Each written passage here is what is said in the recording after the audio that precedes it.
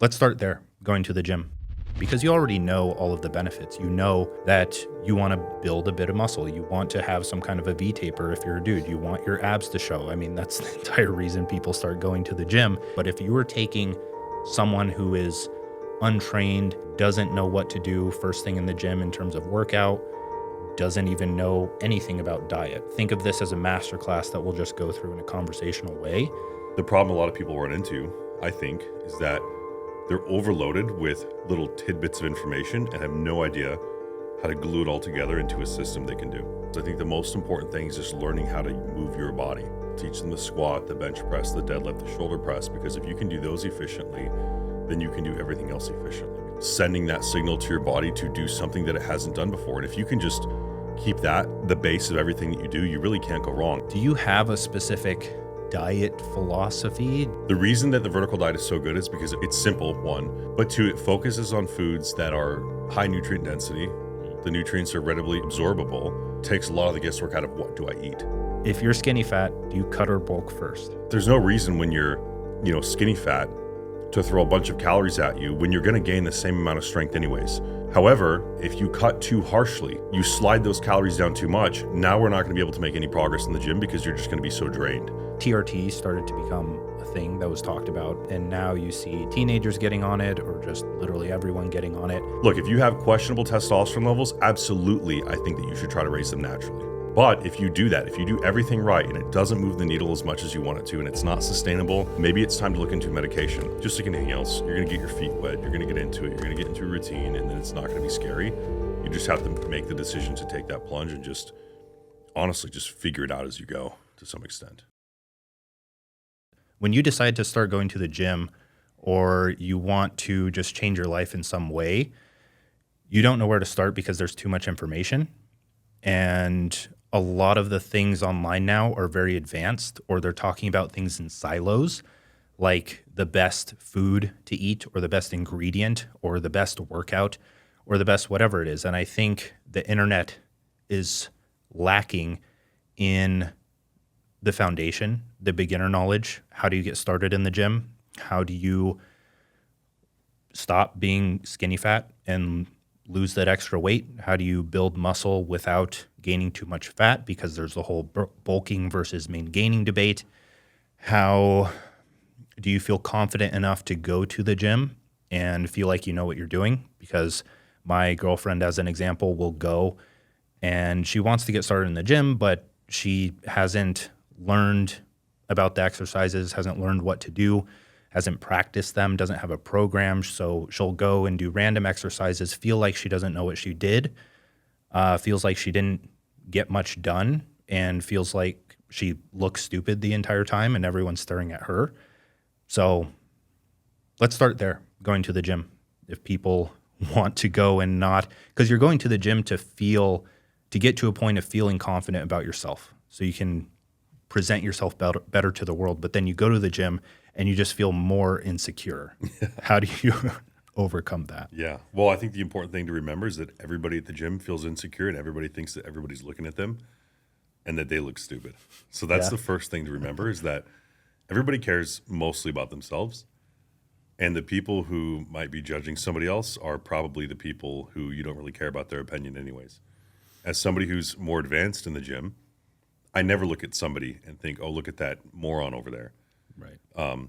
Because I remember being in that position, right? Where like maybe I didn't know how to do an exercise efficiently or something like that.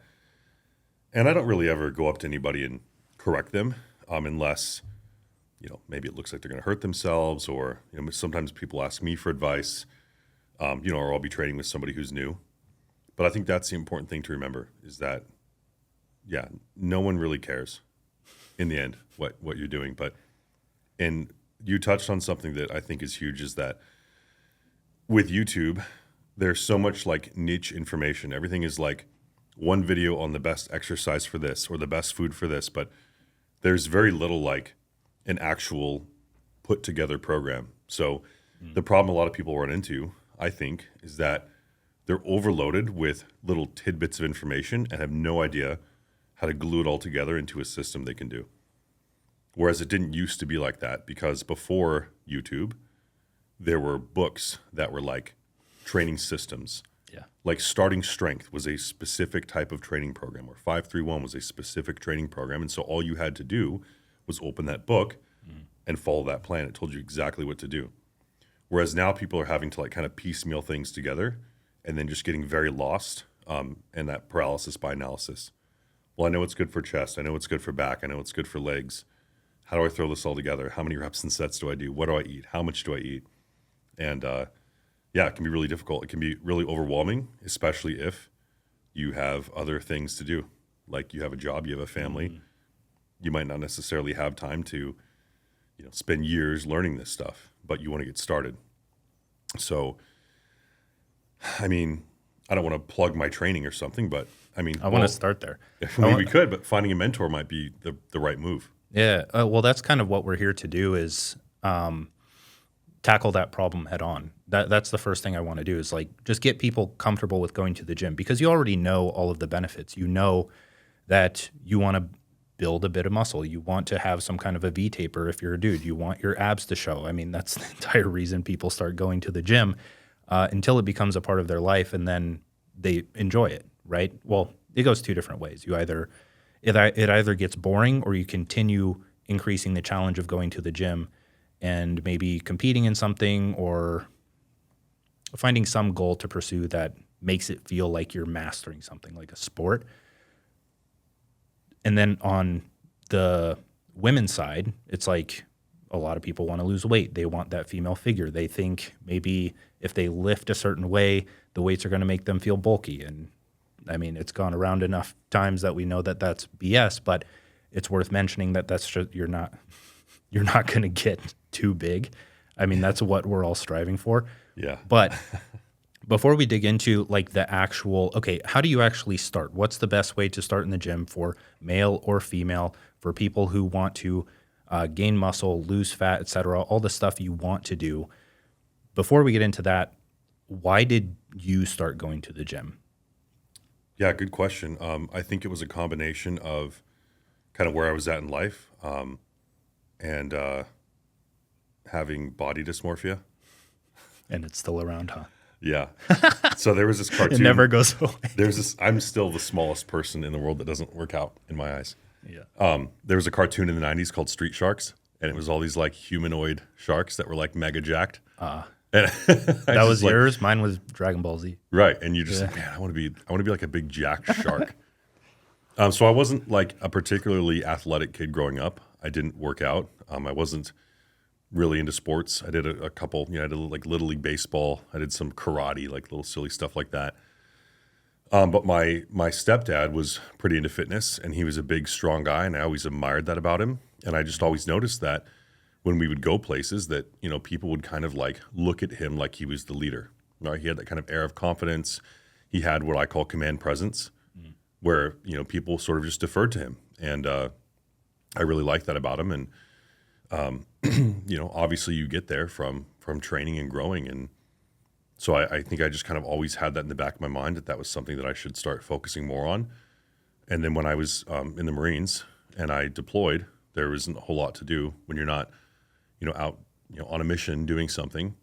There's just the gym, right? Yeah. And so actually, I mean, maybe even digging a little bit deeper, because of that sort of body dysmorphia that I had, I was skinny fat, but I convinced myself that I was more fat than anything.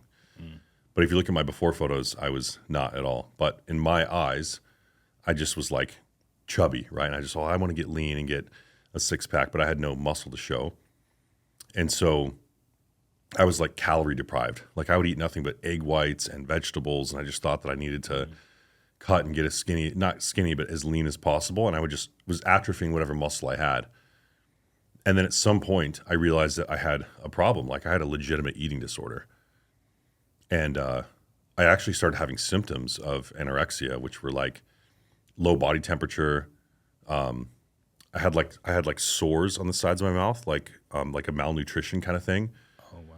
There's weird stuff like that. And I was down to, I think like 155 was my lowest weight, which doesn't sound that small, but I'm 6'5". So I was skin and bones and just not eating a lot and just doing hours of cardio. Well, eventually I realized like I had some kind of issue. And so I I was like, I have to fix this. And so I kind of just committed to growing. And I found this online community. It was called 70s Big. And and these guys were like, they idolized the physiques of powerlifters from the 70s who were just like these big burly guys that were lifting and they just cared about being strong and didn't care about their abs. And to me, that sounded like such a relief to think that way because I was so concerned with like being lean in my physique. And I was like, well, what if I just cared about the weight on the bar? You know? And so that was like just this kind of like reprieve from the stress of like, oh, are my abs more defined today or they're less defined today? And so I just committed to focusing on getting as strong as possible and letting whatever happened with my body composition sort itself out. Because I realized that if you're a tall, lanky guy, you have to have some kind of mass to cut down to, right? You can't cut with nothing to cut to. Story of my life. Yeah. And so I just focused on getting big and strong. I did Mark Ripeto's starting strength program. I took my squat from 135 to like 275. And my bench and deadlift went up as well. And then I had like a little bit of base of muscle. And then I was like, okay, now I can actually start focusing on building the physique and utilizing that strength. Yeah. For me, it's a bit different. I mean, we're both tall, lanky dudes. So when I was in school, I was always concerned about my forearms for some reason. I always wanted veins in my forearms because there were like the athletes who would walk around. I don't know why I would look at their forearms, but you would just see it and be like, ah, yeah, that's like the symbol of strength and muscle. So my mom and dad were doing like P90X at night and they had the adjustable dumbbell sets. And so I'd take those and I just do wrist curls in my room and like push-ups in between. I would like read 10 pages of a book, then do 10 push-ups, then read 10 pages of a book and do 10 push-ups and like for schoolwork. And then eventually I remember in like my 8th grade math class, the teacher there pointed out both myself and Jerry, my friend at the time who became my training partner, and was like, you guys need to come to after school weights. I forget exactly why it was, but he's singled us out and was just like, you guys are coming and I'm not letting you not come. I'm going to bother you until you do. And so we showed up. I remember threw like 75 pounds on the bench press and it was just the weirdest feeling in my chest. Like it wasn't like the typical soreness that you get now. It was just really weird. Ended up showing up again and again and again, made progress, hit 95, hit 135 on bench, really fell in love with the bench press. Told my parents I wanted a bench press for Christmas one year because we still weren't old enough to go to like the club gym that we had. And then eventually things snowballed into like, I just adopted the bro lifestyle. I read a book on reverse linear periodization and like I would say like 18 and being a tall dude, I got my bench up to 275.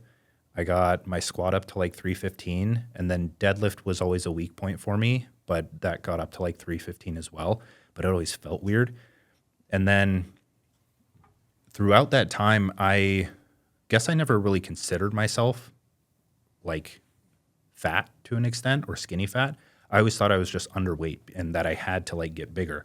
So I would consistently eat 4,000 calories like in high school. I would wake up, make 2 frozen burritos, make like 3 eggs, put a can of tuna in it, have a bowl of oatmeal on the side and 2 glasses of milk just because I would go to school and then all they have is like a chicken sandwich for lunch.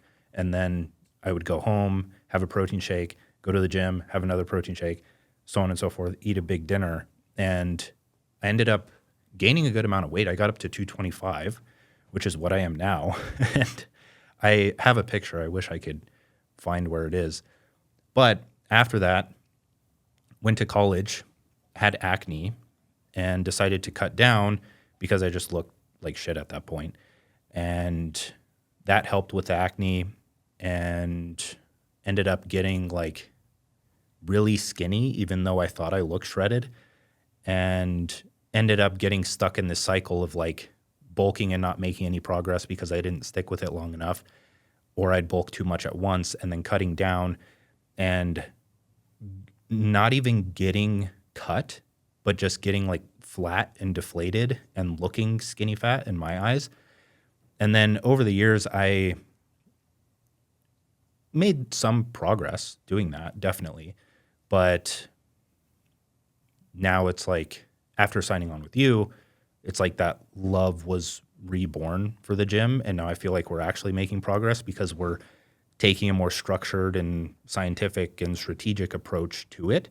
So that's kind of what I want to introduce people to, not necessarily what we did for me, but if you were taking someone who is untrained, doesn't know what to do first thing in the gym in terms of workout, doesn't even know anything about diet, right? Let's think of this as a masterclass that we'll just go through in a conversational way. But let's start with an archetype. You have the average dude or girl. They've been not really caring about their nutrition. They have a bit of fat that they want to lose. Some people are super overweight, but it would still apply to them in many cases. But take someone who doesn't have much muscle mass at all, has a bit of fat they need to lose. Where do we start them out? What do they need to know about nutrition or training first? Which comes first? And then we'll just move from there. Well, usually I would kind of harp on the training stuff first. Okay. Right, because so the big thing when someone new comes into my circle or I start talking to someone who hasn't trained before, I don't want to overwhelm them right off the bat. I just want them kind of like ingraining healthy habits. As far as the training goes, I think the most important thing is just learning how to move your body, right? So we'll start off with like main compound lifts. I'll teach them the squat, the bench press, the deadlift, the shoulder press, because if you can do those efficiently, then you can do everything else efficiently. Because once you understand those patterns, right? The squat, the press, the hinge, then everything else is kind of built on that. And as far as like what to do in the gym, I would start them off on something simple. Like, hey, we're going to be doing, squats, we'll be doing bench, we'll be doing deadlift, and then they'll kind of move into their accessory movements after that. But I'll start them off doing more reps, obviously, than weight because they're not neurologically efficient enough to even push heavy weight, but they also just need more practice with the lighter weights. So maybe we'll do, sets of 10 with like 4 or 5 reps in reserve, something that they can easily manage where the load isn't going to make them mess up their form, right? And then as they get more experienced, then we'll add load, we'll add complexity. But I kind of take this approach of like the lowest effective dose, right? Like medicine. So if you take somebody who's never lifted weights before and you just put a bar on their back, 45-pound barbell, they're going to get stronger because training is all about just creating an adaptation. So if you have no adaptations, I can make you do somersaults and you'll get better. So I'm just going to load them. I mean, seriously. So I'm just going to load them lightly and then just maybe add 5 pounds every session or something like that, or do like a double progression or something. But it can be as simple as possible right off the bat. And that's the thing that I think a lot of people don't realize is that, frankly, some of the most effective training is some of the most simple and boring training. It's just that people see these like sexy, complex exercises and think that that's what they need to be doing. And they need to be like switching things up and doing all these crazy splits or whatever.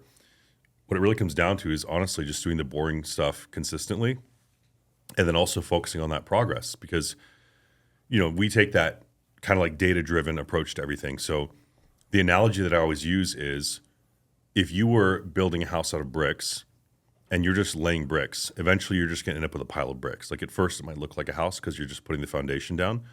But if you don't have a blueprint that tells you where those bricks need to go, you're just going to end up spinning your wheels.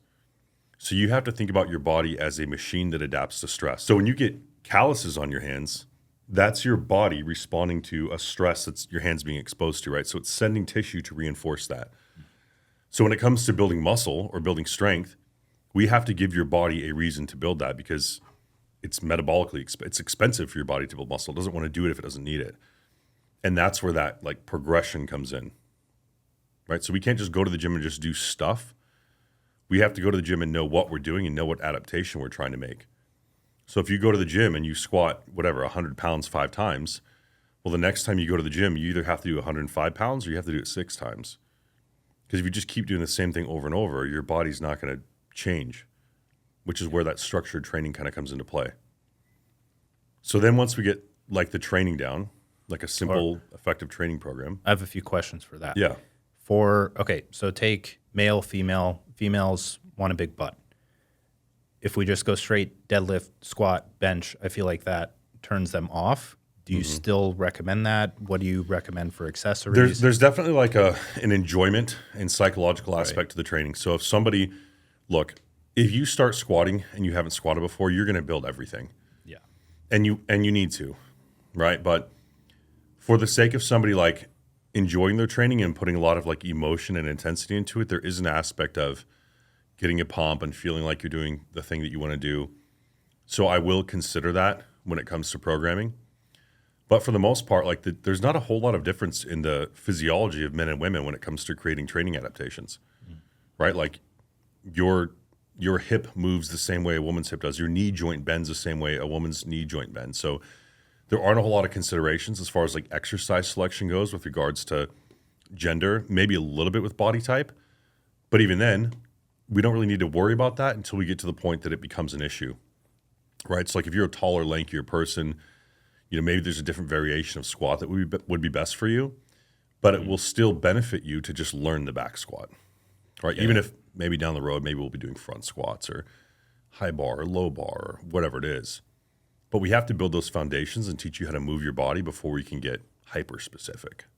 Yeah. Okay. So before we move past training, what does the example first month look like? Like first week, how many days in the gym? What's an example workout? Or are we doing squat, bench, deadlift for all of them? What does an example rep scheme look like? Like if someone wanted to go into the gym this week, what would they do? Well, it's tough to just give a blanket answer like that because when I take a new client on, I consider so many factors about that individual, like their training history, their schedule, their goals, where they're at. I mean, the equipment they have access to and all that kind of stuff. But if I was being like super general, I would say you could break your training up into like upper lower. Might be a good way to do it, or like a push pull kind of thing. So you always want to start off. Obviously, you go in the gym, you want to do some type of warm up. Okay, typically just walking on an incline for 5 or 10 minutes. Right, we have to get our body ready for exercise, get a little bit of a sweat going, get the heart rate up. Maybe do a little bit of movement prep if you have some kind of pre-existing injury, maybe some stretching. But then you want to move into your main barbell or your heaviest movement first. You don't want to do something that's going to fatigue you by isolating the muscle before you do a heavy movement. Like I wouldn't want to go in and do a bunch of leg extensions and then go try to squat heavy because I'm not going to be able to. I'm not going to be able to challenge my body enough because my legs will be tired. Mm-hmm. Okay, so we'll do our heaviest, most fatiguing movement first with whatever rep scheme. Okay. And then as the training goes on, we'll move into the lighter, more isolation, higher rep, like getting a pump type exercises. As far as like reps and sets to do, like I'll give you an example. Like let's say we're doing a lower body day. It's like a squat day, right? So maybe the first week we'll go 3 sets of, 10 reps with a couple reps in reserve. Now, what that means is that you don't want to go all the way until failure, because you need to give yourself some type of runway. So if I'm, think about like your max ability is like this wall. And if I start off like pushed up against this wall, it's going to be a lot harder to break through it. But if I can take a few steps back, maybe make my first couple weeks a little bit easier, not only will I not be so sore I'm debilitated, but then I can build up a little bit of momentum to push through that wall and break it down. So I would say, hey, go in there, find a weight where 10 reps gives you 2 or 3 reps in reserve. And the way I describe it is like, if somebody was holding a gun to your head, you could do 2 more. That would be 2 reps in reserve. So find a weight where when you do 10 reps, it feels like you could do 2 more. Okay. Then you can move into something like, your leg extensions. Maybe we do like Romanian deadlifts to do like a little bit of a hinge variation. Adductions, right? Like that squeezy machine, stuff like that. The good girls, bad girls. Yeah, the good girl, bad girl machine, the yes, no machine. But then, so as you progress, so here's the important thing again is the progression. Okay, so we're doing 3 sets of 10 with 2 reps in reserve. So next week, we have to either do 3 sets of 11 or maybe add a little bit more weight. Usually when someone's just starting out, if they're already doing high reps, like 10 reps, we'll just add 5 more pounds because they had a couple in reserve anyways. So now maybe the perceived level of effort goes up a little bit in the following week, but they've also gotten a little bit stronger. The other way to do it, which is a little bit more complex, would be a rep range. Okay, so this is called the double progression method. And that might actually be the best way for somebody to start out. So I would tell you to go in the gym and do 3 sets of 8 to 10 with 2 reps in reserve, right? So you pick a weight that when you do between 8 and 10 reps, it feels like you could do 2 more. That gives you a little bit of like leeway to figure out what weight is right. Then next week or next time you do it, let's say the first time you do 8 reps and you're like, okay, I had 2 in reserve. Well, the next week I want you to go for 9, and then you're going to go for 10. And then once you reach the top of that rep range, now we're going to go up 5 pounds, and theoretically we'll be back at 8 reps. So now we're getting a little bit more practice. So we're squeezing as much out of that weight as possible before we go up in weight. That's another really good way to do it, to get a little bit more practice in, and then you can get, more hypertrophy and strength out of that lighter load before you just start slapping weight on the bar. Yep. Okay, that makes sense.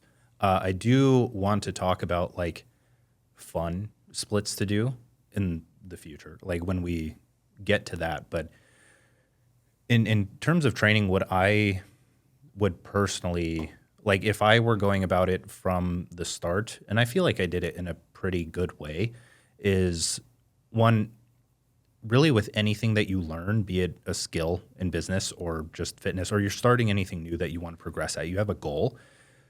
I find it very important to just immerse your mind in that thing so that you can start learning about it and gain clarity as you're doing it, right? Learn by doing. So you have a decent amount to start, right? Pick bench, squat, deadlift. I forget if we said it would be up or lower.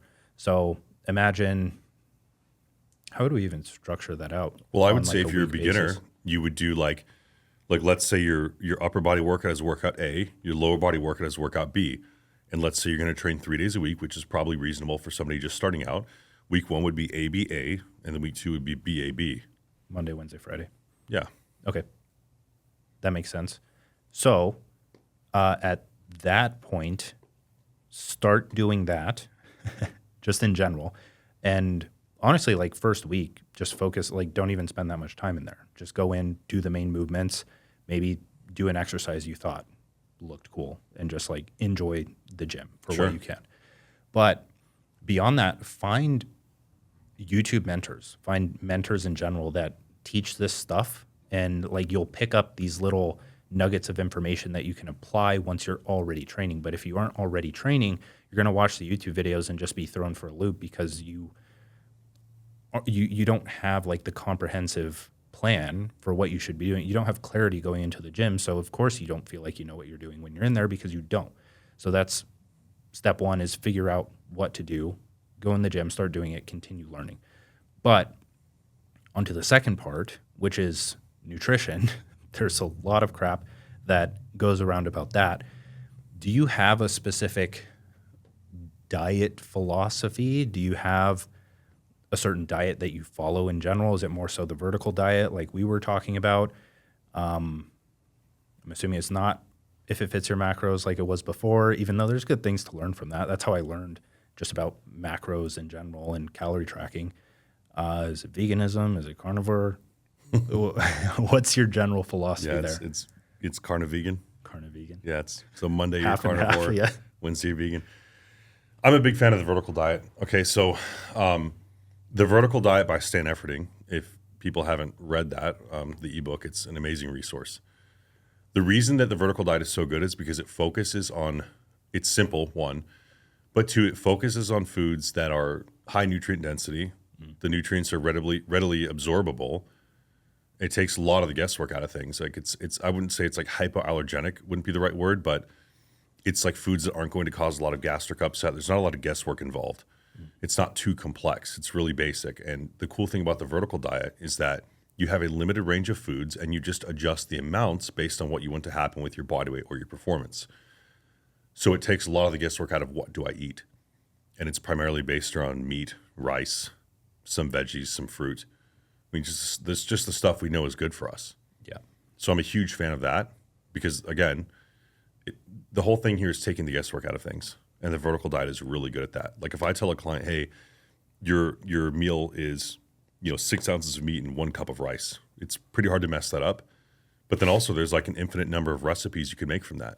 Yeah. Right? So you could doctor it up a little bit and make it taste good. You don't have to literally eat like a food that you would like feed a dog on its birthday. You could, you can like season it and cook it however you want.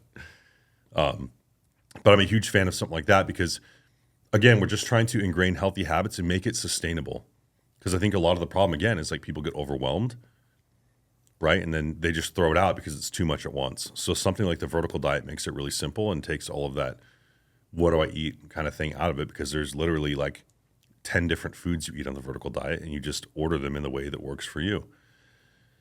And another big thing is I think people worry too much about the minute details. You just need to worry about, eating the right foods, eating the right amounts. Don't worry so much about the timing yet. Don't worry so much about the little nuances, right? Like just get the big picture done and, get it to the point where you can do it without thinking. And then you can worry about the little last 5% stuff. But again, with all the information that's out there and the way that, kind of YouTube works is like you get all these little niche things that pop up on your feed and it just creates this like massive confusion. And it's the same thing with the training. Just get in there and get those lifts done and do it in a progressive fashion. Like understand that, when you're training, you just have to train progressively. I think that's another thing that people miss all the time is they think that success in training, building muscle, building strength just comes from getting in there and like going hard and getting sore and getting sweaty.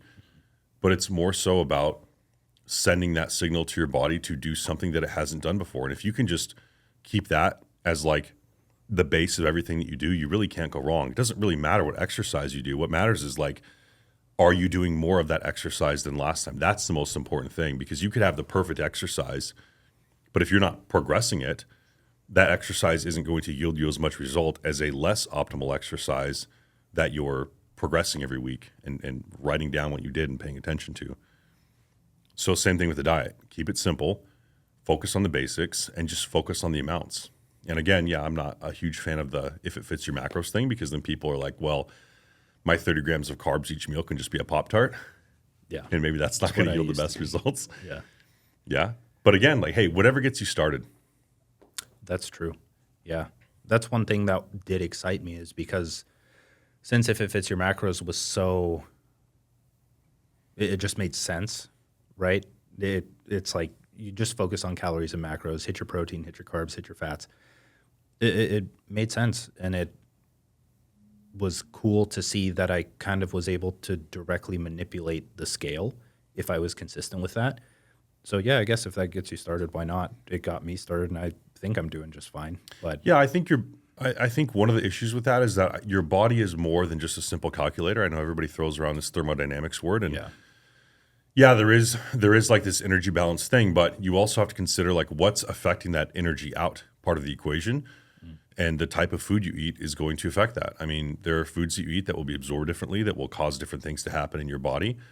And you combine that with the training, and we're sending different signals here and there. And so it is more than just the protein, carbs, and fats. There's a little bit more to it.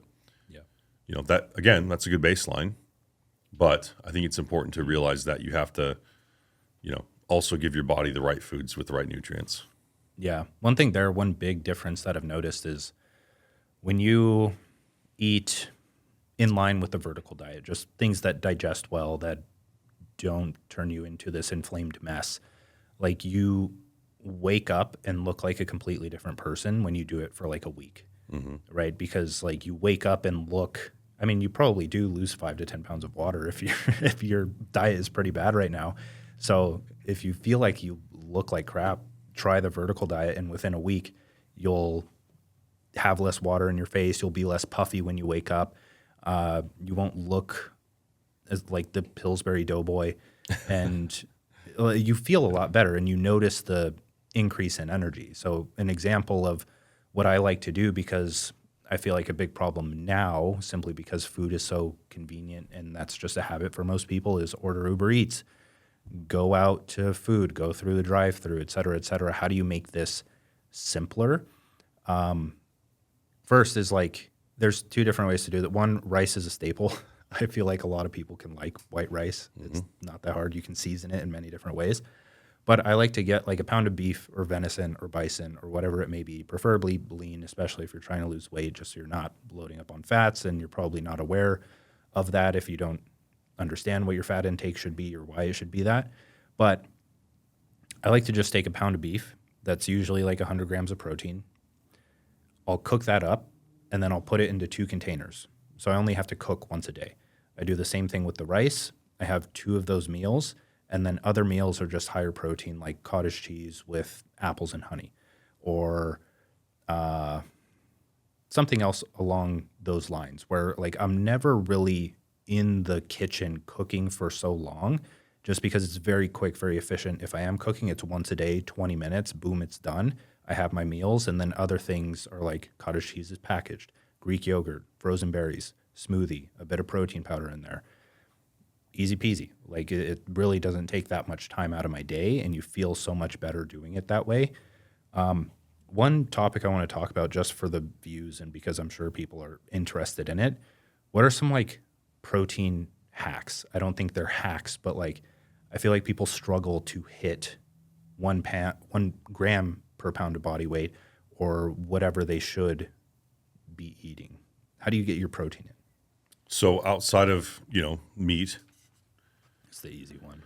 Eat that's more. the easy one, but it's expensive and it fills you up. So some of the things that I really like are, one, you can get cartons of egg whites at the most grocery stores, and then they're pasteurized, so they're bioavailable.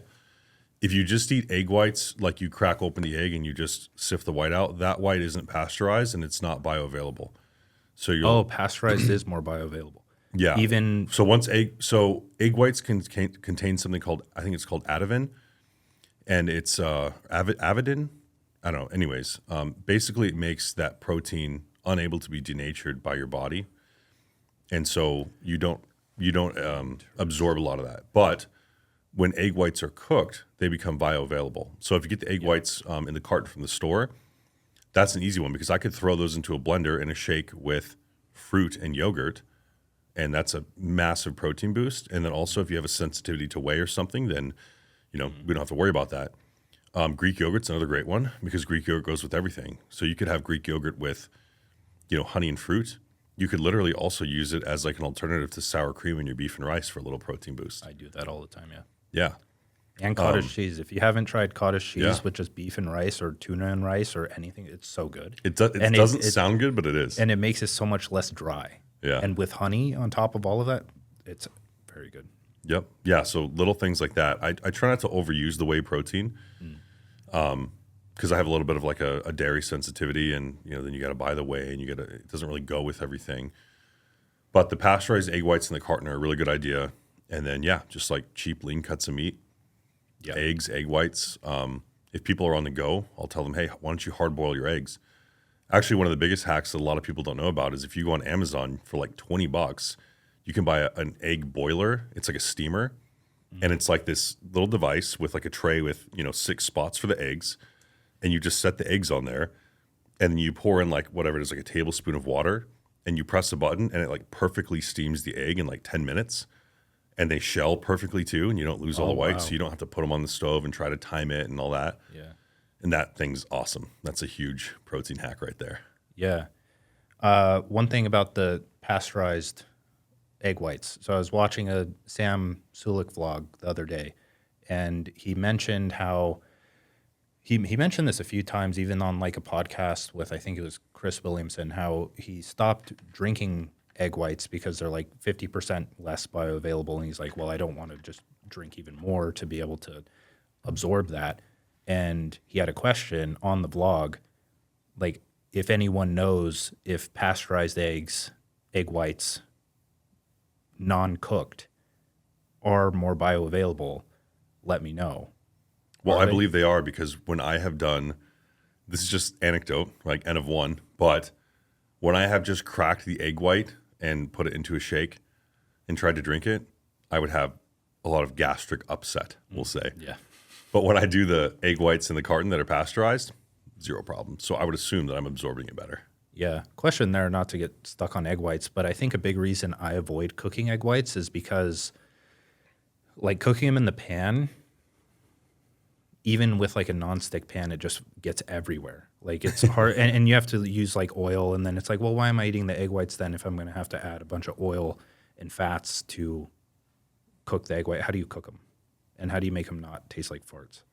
Well, when I do my breakfast, I do 1 egg and I do 1 cup of egg whites, and I mix in a bunch of veggies, and I just put a tiny amount of cooking oil just so it doesn't stick to the pan, and I don't really have any problems as long as you stir it around enough. The issue would become if you're trying to eat a larger amount and it's more voluminous, like when you cook them, they're fluffy, and then it becomes harder to eat enough. So if you just drink them or you put them into a shake, it makes it a lot easier. If you just drink them by themselves, it's kind of slimy. It's kind of like snot. Yeah. People might be turned off by that. But if you put it into a smoothie with like some fruit and some honey, like that's literally one of my meals. I think it's like 8 ounces of egg whites, 8 ounces of milk, and then berries and honey. And it literally just tastes like a smoothie you would buy from a smoothie shop, but it's massive on protein. Yeah. And you can't tell the egg whites are in there. They have no taste. Right. Got it. I have 2 questions. The first is, how do I figure out, I can start to riff on this and you correct me here, is like, okay, imagine I'm starting to eat well. I'm trying to lose weight or gain weight, which we'll talk about how to do effectively. Where do you start? I think the first place is just find any calorie calculator online. They usually all work and give you a specific range that is very close to each other. And you just type in calorie calculator online in Google, go to the first one, input your information. It'll ask how tall you are, how much you weigh, what your general activity level is, so on and so forth. And then you put that in. It gives you a number, let's say 2,500 calories maintenance, and it'll give you like bulking or cutting numbers, but let's just say 2,500. Start there, I would say. And then the first habit that I think most people should adopt is just weighing yourself every morning before you drink any water, before you do anything. That should just be like when you wake up, okay, I need to weigh myself, track it, log it. I use Happy Scale, or if you're working with a coach, they'll probably have you do that too. And then what you are looking for there, if you're eating 2,500 calories a day, you weigh yourself every morning. The weight is going to fluctuate over a course of a week. So go, let's say, 2 weeks of eating at 2,500 calories, vertical diet style, get your protein in, 1 gram per pound of body weight to start. Don't overcomplicate it just yet. Certain amount of fat, certain amount of carbs, and just notice how your weight trends over time. If you end the 2 weeks around the same weight average, you know that you can increase calories if you want to bulk. You know you can decrease calories if you want to lose weight. If your weight goes up a little bit, then you know maybe your maintenance is a bit lower, and vice versa. And then now you're at a starting point where you kind of can control whether you gain or lose weight. Is that a good starting point? Yeah, I think that data collection is incredibly important, okay? Because a lot of people will use these calculators and they'll assume that that number is gospel, that like, oh, that's my maintenance or whatever, and then they'll automatically make some kind of adjustment. Mm-hmm. It doesn't matter theoretically what your calorie expenditure is. What matters is what actually happens, okay? So yeah, when you start eating a different way, like your weight's going to fluctuate a lot, so you need probably 2 weeks of data before you can make any kind of like informed decision. So that would be a good way to go about it, right? You put all your information into that calculator, start eating that amount of food, track your weight, and see the trend over the course of a couple weeks. Like you said, if it's a little bit, if you gain a little bit of weight, maybe your expenditure is lower than you thought, or vice versa, and then you adjust from there. But don't just assume that it's what it is, and then just make some adjustment without getting that data. Because a lot of people do that with their diet and their training. They're changing so many variables at once that now they can't conduct a controlled experiment, and they have no idea now what is working and what isn't. And that's another big reason why I'm not a big fan of the macros thing, because I have to know as much as possible exactly what you're doing and exactly what you're eating, so then I can manipulate those variables. But if you're doing different stuff every day, then it's like I have no idea what's causing this thing to happen or not happen. And your weight's going to fluctuate a lot. Like Yes. You could have a big 1,500 calorie dinner just because it fits your macros, filled Right. with sodium, filled with other shit. You gain 10 pounds, and then and you fluctuate up and down 5-10 pounds a day. And then you end 2 weeks and you have no idea where you are. You're 10 pounds heavier, and it's like, well, now I need to crush my calories lower, when that's not the case at all. So Same thing with the training. Yeah. All has to be data driven. And I know it's not fun. I know it's like annoying writing stuff down in a logbook. You feel silly. It makes it fun. It sounds annoying, but like getting detailed about it, I feel like, and when you understand it, especially, that's like a requirement for the flow state or enjoyment in general, is just clarity and understanding. Mm-hmm. Having the feedback of making progress toward your goals creates that feedback loop. dopamine in your brain. You want to continue doing it. So like, Yeah, it is a cool feeling. yeah, I did this thing and I got this result. So now I have like a little bit more clarity, like you said, a little bit more information instead of just like throwing a bunch of crap at the wall and hoping something sticks. Yeah, I think that is the best way to go about it. Now, when it comes to like once we figured out what our maintenance calories is, going up or down. Okay, so one of the biggest mistakes that people make is they make too drastic of a calorie increase or a calorie decrease. yeah, So let's say that you're trying to gain weight, you're trying to bulk up, and your maintenance calories, your maintenance calories are 2,500. You've determined that. And you go up to 3,500 because you're like, I'm going to bulk, right? I'm going to do the Go Mad diet, whatever it is. I'm going to crank on the milk. Well, your body can only grow so much muscle per day, no matter what. It's rate limited. So eating more food doesn't mean you grow more muscle. And a lot of people will trick themselves into thinking it does because, oh, the weight on the scale went up a bunch, so this must be working. It must be building a bunch of muscle. Let's say, just for instance, and I'm just making this up, let's say you can only build 250 calories worth of muscle per day, but you go 1,000 calories above maintenance. That extra 750 calories that isn't going to building muscle is probably going to building fat, which is not necessarily what we want to happen. So again, being data-driven, we'll take your maintenance, we'll add 70 grams of carbohydrates because carbs are the variable we manipulate because protein and fat are pretty much a given, which we'll talk about later. And then you track your weight again. Okay, my weight's going up by whatever, half a pound on average every week. Good, good, good. Week 4, my weight was stalled. It was stagnant the entire time. Well, now I know I need to add another 70 grams. And now my weight starts going up again. And then it stalls, and I add another 70 grams. And that way I can be more certain that I'm building muscle and not just going 100% and building a bunch of fat along with it. The problem with doing that is that then you get stuck in this kind of cycle that people get into where they bulk for 3 months and they get too fat, and then they cut for 3 months and they lose everything. And then they're in this like endless cycle. However, if we just go up by a little bit every time we stall, now we can bulk for 10 months and then just kind of clean up for 2 months. yeah, Because that rate of muscle growth is limited anyways. So you wouldn't have gained more muscle anyways, but now we can bulk for longer. So now we can gain more muscle over the course of the year and stay leaner while we're doing it. The same thing goes for fat loss. So if I go from 2,500 calories to 1,500, well, now my gym performance tanks, my cognitive performance tanks, yeah, and now there's also this other like side problem of my metabolism downregulates. My thyroid downregulates my metabolism, and now I'm eating 1,500 calories when I really need to be eating 2,500 to sustain myself.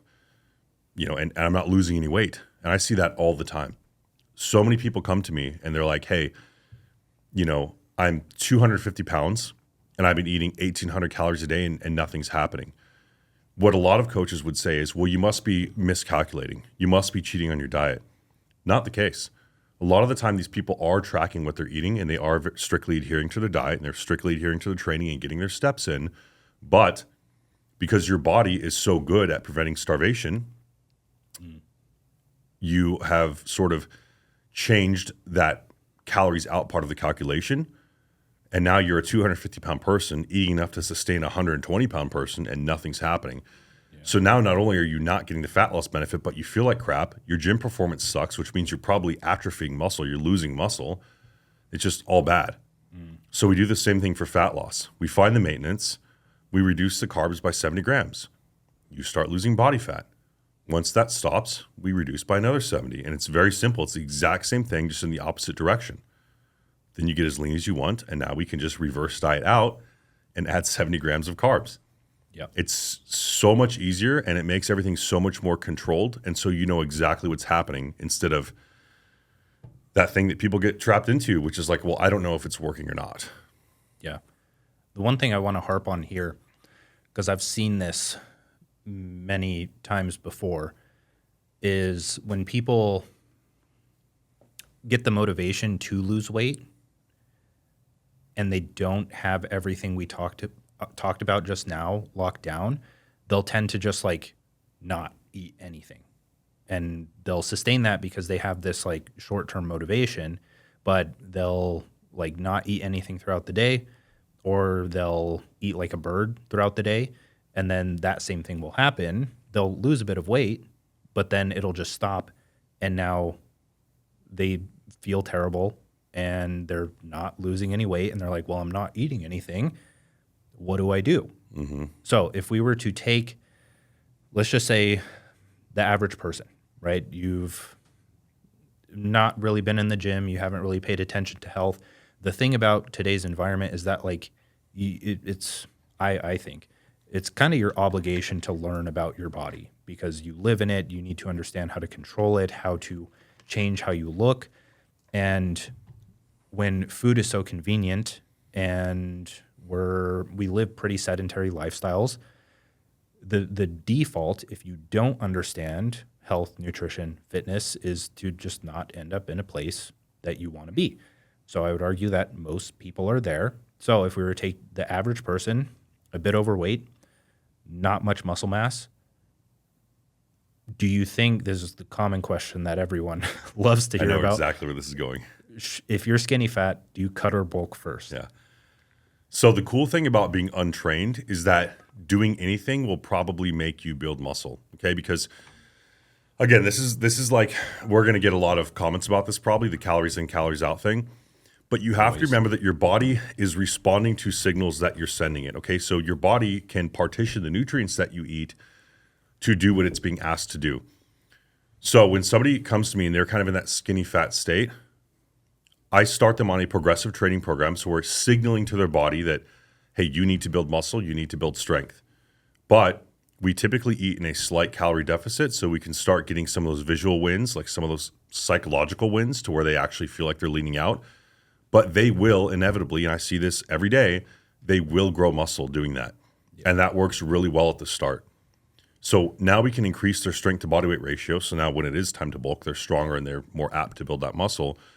But there's no reason when you're, skinny fat to throw a bunch of calories at you when you're going to gain the same amount of strength anyways. However, again, if you cut too harshly, like you slide those calories down too much, now we're not going to be able to make any progress in the gym because you're just going to be so drained. So we just dial the calories back a little bit, and by virtue of you doing more activity and your body now partitioning the nutrients that you are eating towards building muscle, you will naturally be losing body fat. So that's typically the best way to go about it. That also helps people psychologically stay motivated because let's say you don't have a bunch of definition or muscle mass, and you see yourself in the mirror and you're not stoked about it. Well, if we start giving you a bunch of food and getting you in the gym and you're growing and growing and growing, you're not going to be losing body fat. But so you have your skeleton and then you have the muscle on top of that, then the fat on top of that. So if we're growing that muscle, but we're not losing the fat, you're going to get a little bit bigger, but you're not going to look any different in the mirror. And so when we want somebody to like get motivated to train and start taking that more seriously, we need to get them seeing the visual differences quickly. And that's the best way to do it is to cut first. It also serves the other benefit of, hey, they're going to be more insulin sensitive. So now they're going to be able to build more muscle. More of those nutrients will be going towards building muscle. It's just going to be better for their health overall. So I would say that's the first place to go. If you're skinny fat, you should focus on improving performance in your training and eating in a slight calorie deficit so that you can get leaner. And you will inevitably, if you're training progressively, build muscle at the same time. Yes, you will get to a point where to build more muscle, to get stronger, you have to add more calories, but hopefully by that point, you're as lean as you want to be. And now we're at a point where now we can add calories and build muscle, and we have much less fat and much more muscle, so we can actually see what's happening with the muscle now. Yeah. As opposed to saying, well, I need to get, even fatter and even more muscular and then try to cut. It typically doesn't work out very well. The higher your body fat percentage, the less insulin sensitive you are, which means the less muscle you're going to build anyways. Mm-hmm.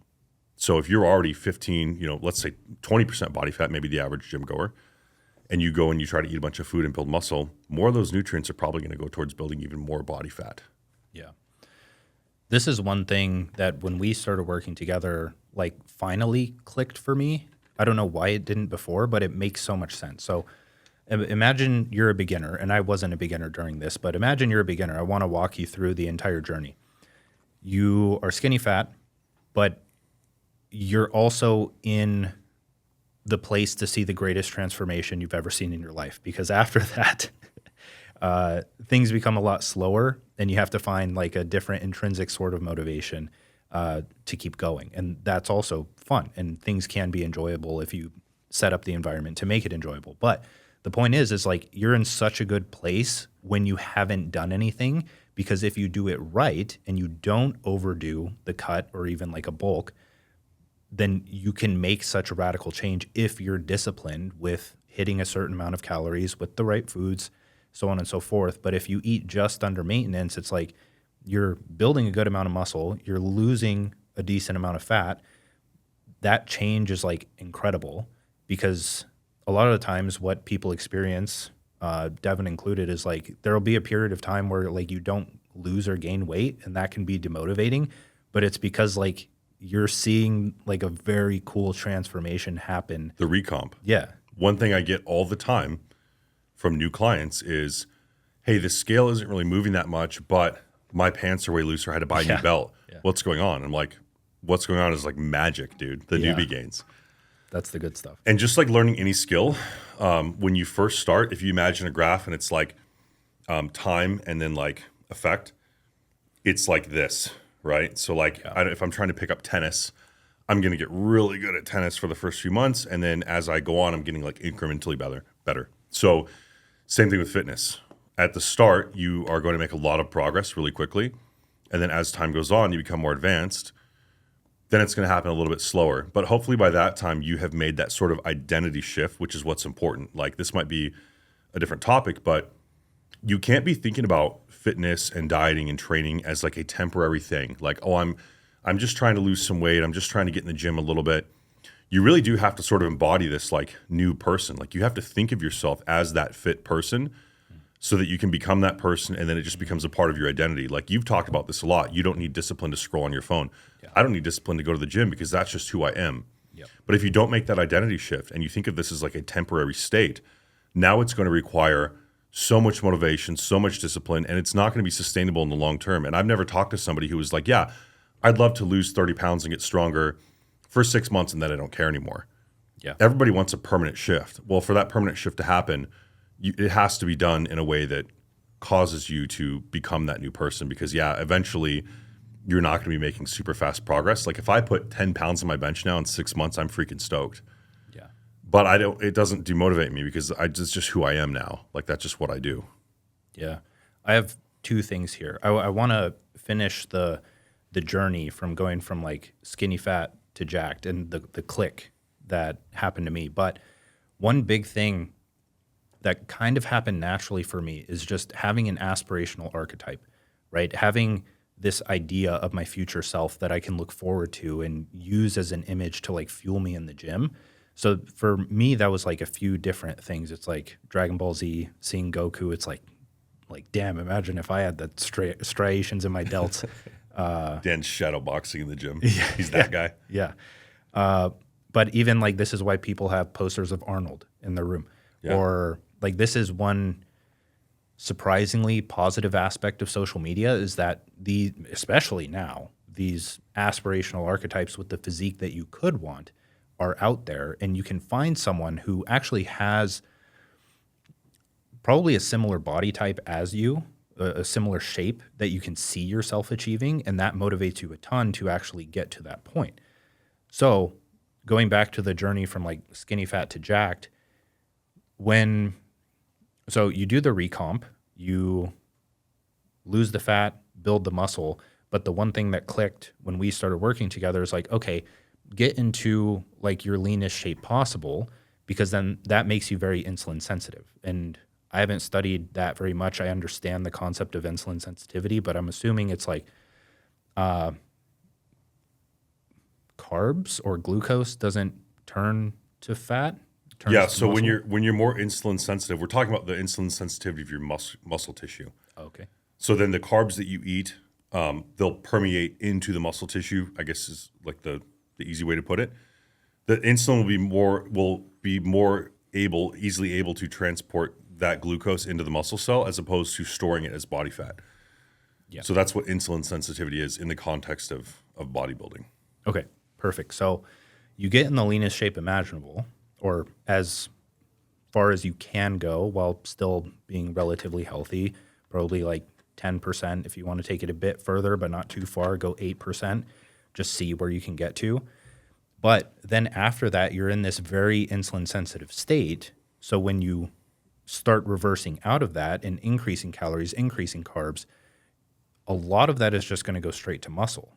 Like you may gain a tiny bit of fat, but it's not going to be noticeable, right? One of my biggest fears is like, okay, I cut down. I have a friend, JK Molina, right now. If you listen to this, JK, this is for you because he's been cutting down for so long. It was such like a big goal of his to have six-pack abs. He did it for so long, and now he's at a point where it's like, I can't eat any less. I don't have much energy, but I have this fear that if I increase calories, I'm just going to go back to where I was.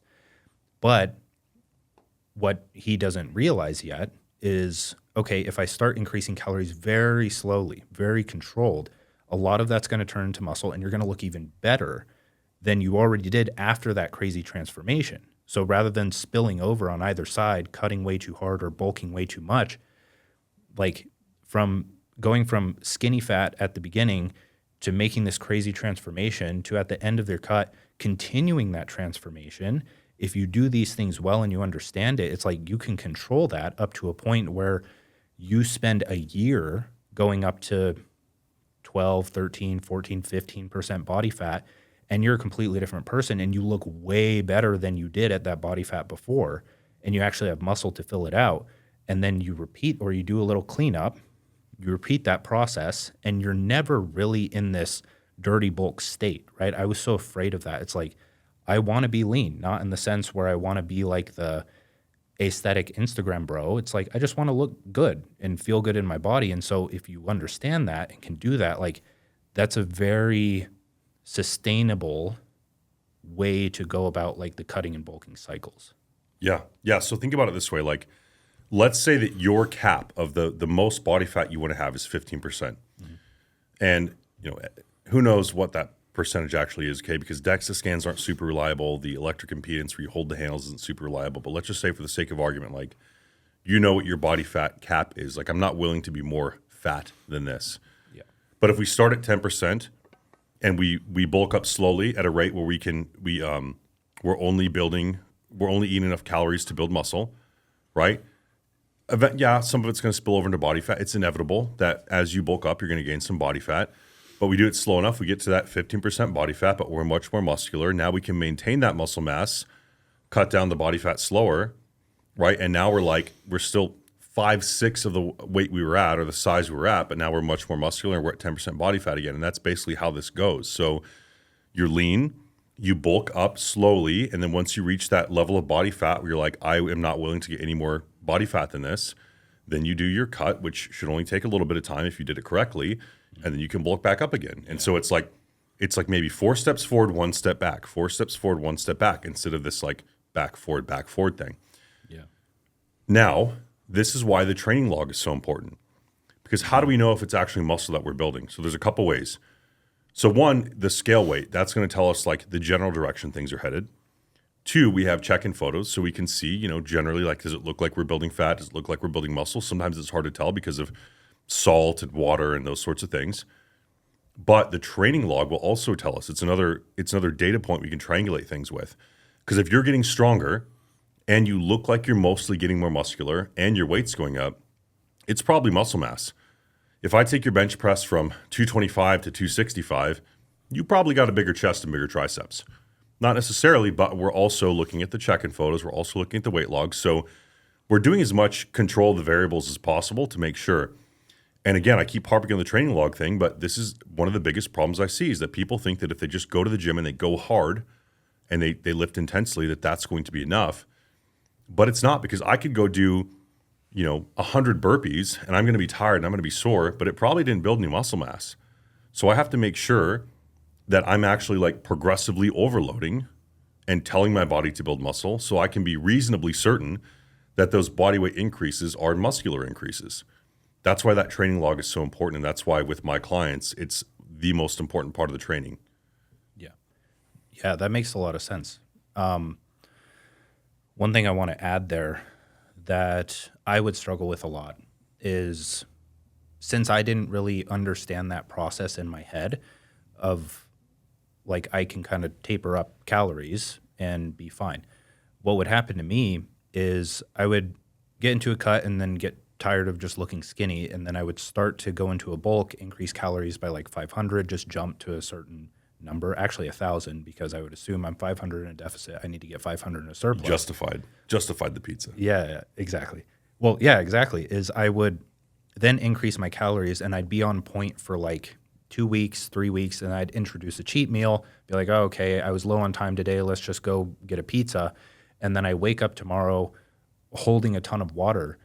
And then I'm like, I just ruined everything. And then I'm like, okay, let's just like keep going, right? That's a one-off. And then like, since I made that one slip up, I start to justify slipping up more. And I'm like, okay, now I'm back to the if it fits your macros mindset where I'm like, got to hit my protein. But then the other things, it's like, let's just like, we're going to go to dinner every night and I'm going to try to make it work. And sometimes like that would be fine. But there'd be multiple times where I look in the mirror and it's like, dude, it looked like I just gained 10 pounds of fat. So one thing for the people out there is like, don't worry about slip ups too much, but also don't take drastic measures when you're just holding more water and look like you undid all of your progress when you didn't. When you see that, the best thing you can do is like, don't cut calories. Just go back to vertical diet. Go back to things that digest well and don't inflame you. You'll lose the water and you'll be like, oh, okay, yeah, I actually am still shredded. Great. You have to be patient. There's an element of like, yeah, you have to be patient. You can't get too neurotic about this stuff. You can't take drastic measures because one thing didn't work the way you wanted to one single day. And that's a trap that a lot of people fall into that I myself still struggle with. Like I'll wake up and I'll see myself more watery after, a cheat meal or something. I'm like, oh man, it's time to cut. I'm going to change everything I'm doing. And I'm going to go out for a 6-mile run. And maybe some of that is like from those old, terrible like habits that I had. But here's another thing is that our brains are hardwired for us to not want to repeat failures. So if you think of a cheat meal or going off plan as a failure, you are much more likely to throw everything out and just completely give up on something. And that's, I think, a big reason why people lose track or fall off the wagon. So I think that it actually isn't a bad idea to bake cheat meals into your program, into your nutrition program, so that it doesn't feel like a failure when you cheat. It feels like, I reached this level, this was my reward. That will stop you from experiencing that feeling of failure and then wanting to just give up. So I think that's important is give yourself one meal a week or one meal every 2 weeks or whatever it is to just eat whatever you want. Because even if you eat, look, frankly, if you ate a 3,000 calorie cheat meal, you're not going to gain 3,000 calories from the fat. Your body's not going to be able to absorb it all. Yeah. So yeah, give yourself whatever it is, whatever it looks like for you. Maybe it's a donut. Maybe it's an extra large pizza once a month. I don't know. But don't. Speaking from experience. No. Extra, that's a snack. But yeah, give yourself a little bit of room, a little bit of wiggle room. And don't think of like, if I miss something here or there that it's a failure, because then you're just going to want to give up. Yeah. And that's hardwired into our brains. I forget there's some structure in the brain that makes us less likely to try something again if we have failed at it before. Mm-hmm. It's like a survival mechanism. Mm-hmm. So yeah, bake the cheats into your meal plan. Yeah. Before we went over a lot just now, where it's like, if people were to do that and only that for first year recomp, start gaining weight, go through these cycles of extended weight gain periods without gaining too much, cleanup phases of doing like a mini cut, you can do that for 5 years and you'll be top 1% easily. Yep. But before we move on to another spicy topic, in terms of like macro split, right? I know right now we're keeping fats pretty low for me. We're bumping up the carbs for various reasons. We're going high on protein. Like I'm at 300 grams right now. For the average person who's starting, is there a recommended macro split?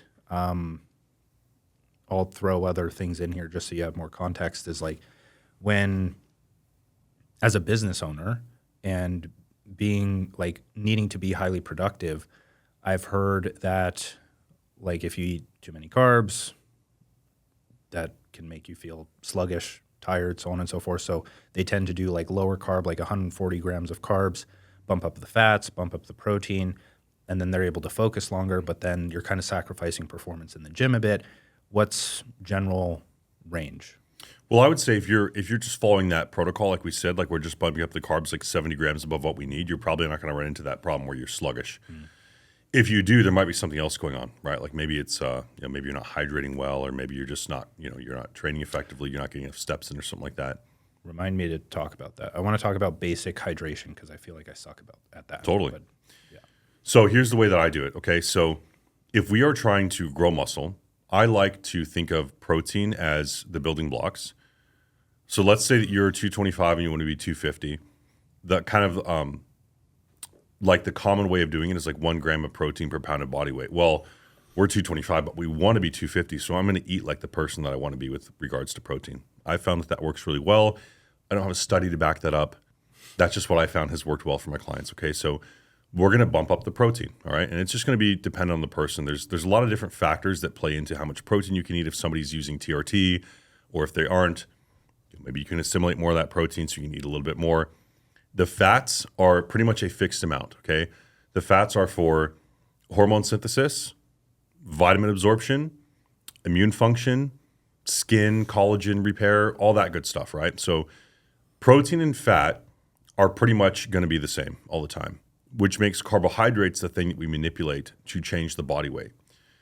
If we don't eat enough carbohydrates, aka like keto diet or something like that, there's a couple problems here. So one is, the first one is that your body needs to have a certain amount of blood glucose for you to stay alive. So your body's going to get sugar.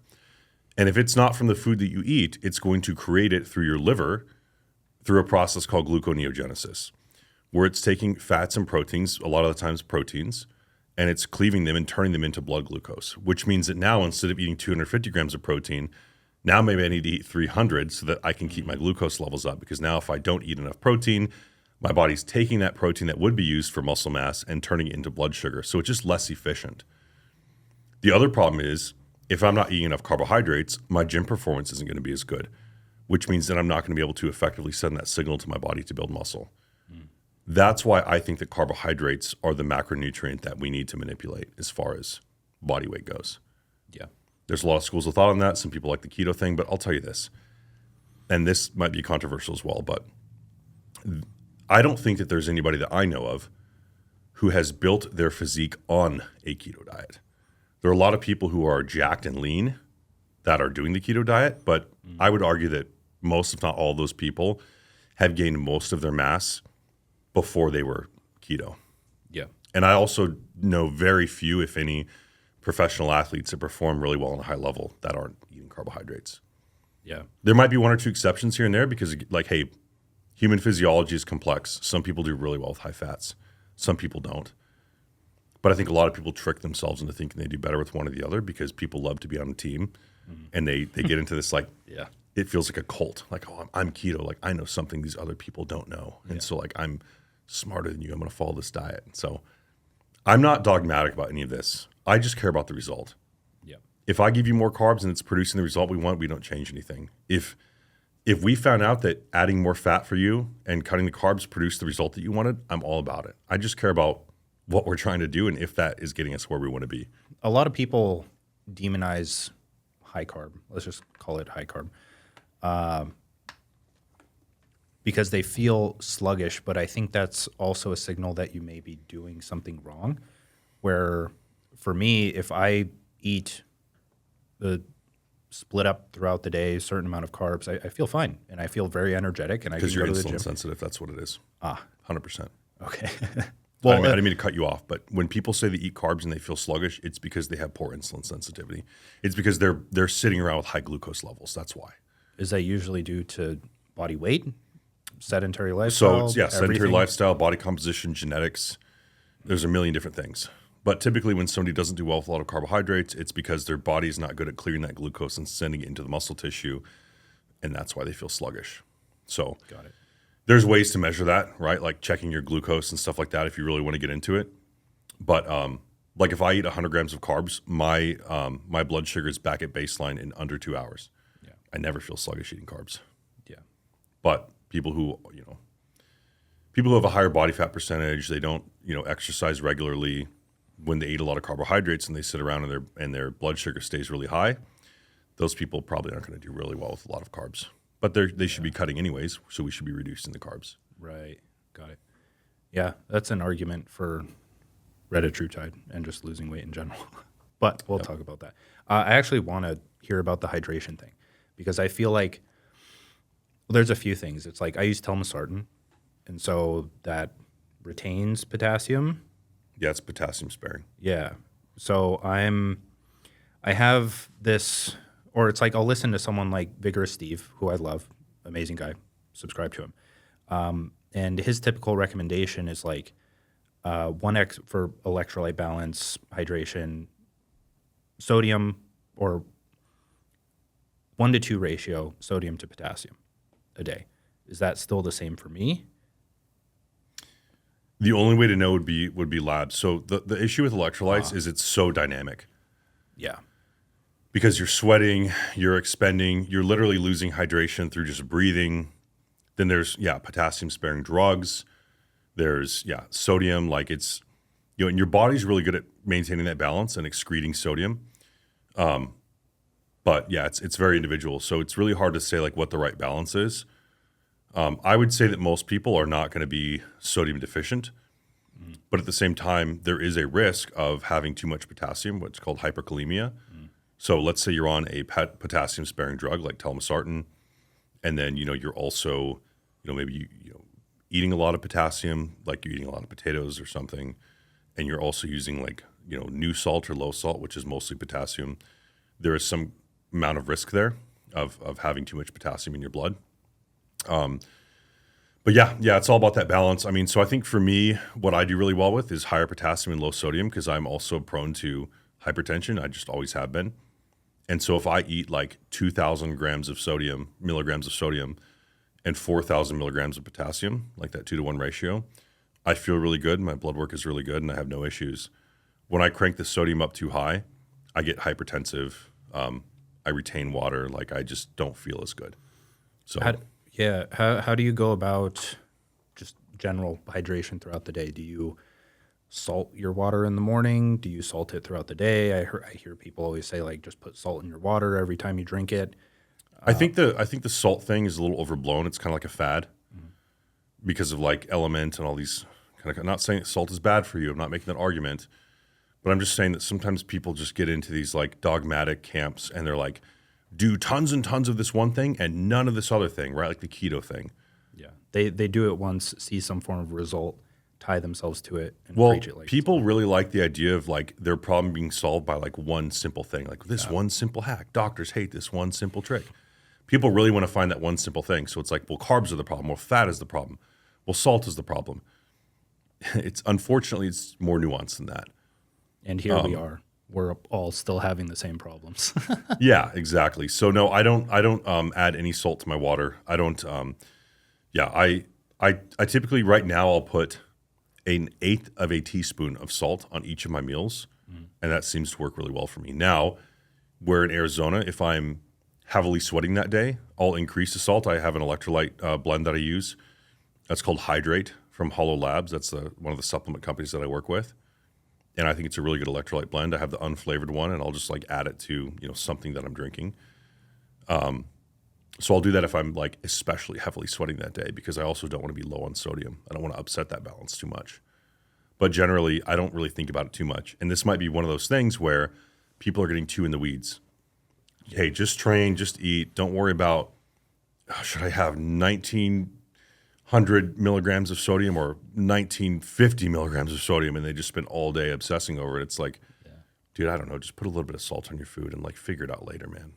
Yep, makes sense. Like unless you're having symptoms, like unless you're cramping or you're feeling super fatigued, and you think that sodium might be the problem, then address it. But if everything's going fine, like just leave it be. I feel like there's one, social media, right? It's like a mimetic desire machine.